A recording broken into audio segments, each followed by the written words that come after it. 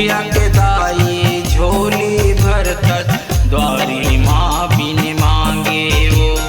द्वारी माँ बिन मांगे हो मैया, द्वारी माँ बिन मांगे हो। दाई देवी रूप अवतार वो, जय गुल्लू माता। तोरी सदा खुले दरबार वो, जय गुल्लू माता।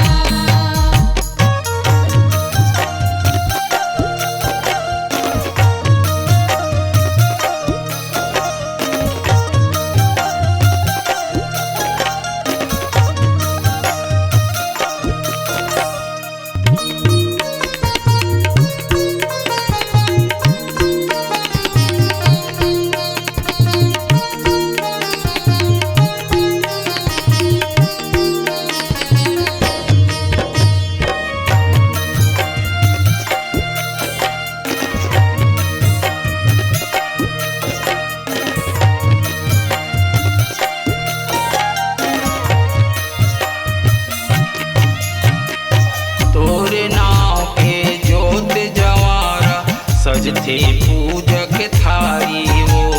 सजते पूजक थारी हो मैया, सजते पूजक थारी हो। नौ दुर्गा सब तोला कैथे छाइत हच महतारी वो। छाहित हस महतारी हो मैया, छाहित हस महतारी हो। दाई देवदास कर जयकार वो, जय गुल्लू माता।